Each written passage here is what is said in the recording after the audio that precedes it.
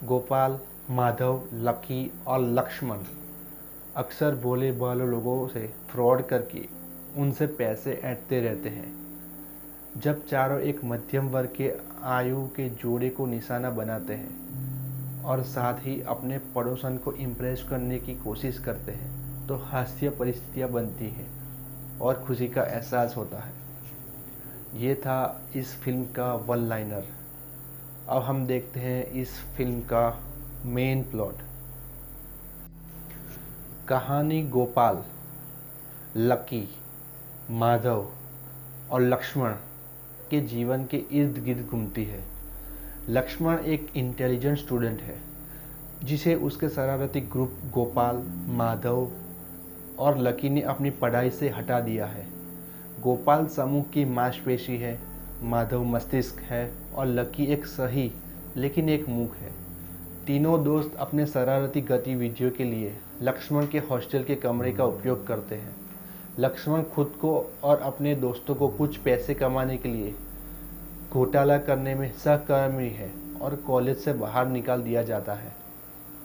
नटखट चारों को एक अंधे दंपति सोमनाथ, जो कि परेश रावल है, और मंगला उनकी वाइफ के बंगले में शरण मिलती है, जो अपने पोते समीर का इंतजार कर रहे हैं।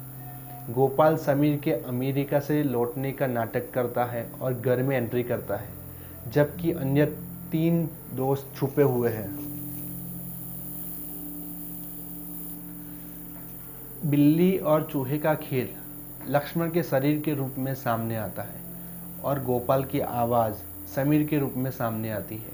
हर बार अंधे दादाजी उनके बीच आते हैं, प्रफुल्लित करने वाली स्थितियाँ पैदा होती है। निराली का दिल जीतने के लिए उनके प्रयास फेल हो जाते हैं। बबली नाम का एक गैंगस्टर भी है जो दंपति के बंगले से हीरे चुराना चाहता है। उनके सभी प्रयास अनजाने में चारों द्वारा फेल हो जाते हैं। घर में एक पुरानी पेंटिंग के पीछे एक कमरा है और उसमें से एक संदूक मिलता है। लक्ष्मण द्वारा संदूक नहीं खोलने की दलील देने के बावजूद सोमनाथ ने गोपाल, लक्ष्मण, माधव और लकी को समीर की मौत के बारे में बताया। असली समीर अपने माता पिता के साथ अपने पिता और माँ के दादा दादी से मिलने के लिए भारत छोड़ने के बाद अपने पिता के साथ एक कार दुर्घटना में मारे गए।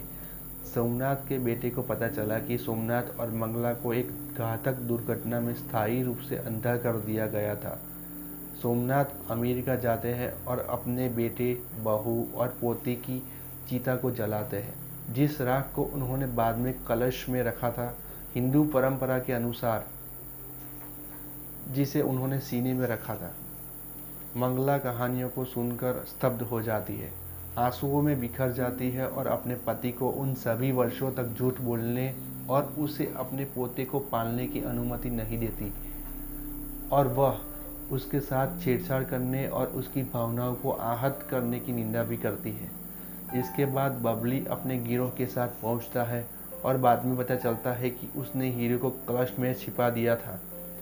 सोमनाथ अपने भव्य भारत वापस लौट रहा था और एक हवाई अड्डे पर पहुंचा। बबली द्वारा एक अंडरकवर सेवक के रूप में भेजा गया था। सोमनाथ का पुराना नौकर बाद में गोपाल की टीम में शामिल हो जाता है और बदमाशों से लड़ता है। अंत में गोपाल की गलती से बबली ने चाकू से वार कर दिया और जल्द ही बेहोश होकर गिर पड़ा। लेकिन इससे पहले माधव, लकी और लक्ष्मण को चाकू न छूने की चेतावनी देते हुए तीनों दोस्त तो हंस पड़ते हैं। गोपाल के पीछे से खून बहता देखकर बबली भी बेहोश हो जाता है। एक हॉस्पिटल में भर्ती होने के बाद गोपाल ने अपने बट से चाकू निकाल दिया और बबली को उसके अपराधों के लिए गिरफ्तार कर लिया गया। इसके बाद लक्ष्मण, गोपाल, माधव और लकी को बबली को गिरफ्तार करने के लिए हीरे का मूल्य का 10% इनाम दिया जाता है। तब निराली ने लकी को अपनी पति के रूप में चुन लिया, यह कहते हुए कि वह एक ऐसा साथी चाहती है जो उसे केवल सुने, उसे सच्चा प्यार करे और उससे निष्ठावान रहे, और बाकी तीनों को निराश कर देती है। ये था इस फिल्म का मेन प्लॉट। इस फिल्म में जो एक्टर काम कर चुके हैं वो है अजय देवगन, अरशद वारसी, सरमन जोशी, तुषार कपूर, रिमी सेन, परेश रावल, सुष्मिता मुखर्जी, मनोज जोशी, मुकेश तिवारी, संजय मिश्रा, ब्रजेश हिरजी, सिद्धार्थ जाधव, राहुल। इस फिल्म को डायरेक्ट किया था रोहित शेट्टी जी ने। इस फिल्म का बजट था 12 करोड़ रुपए और इस फिल्म ने बॉक्स ऑफिस पे कमाई की थी 46.5 करोड़। IMDb पर इसकी रेटिंग है 7.4 आउट ऑफ 10। आशा करते हैं कि इस फिल्म की कहानी आपको पसंद आई होगी। मिलते हैं अगली वीडियो में, तब तक के लिए गुड बाय और चैनल को सब्सक्राइब करें। धन्यवाद।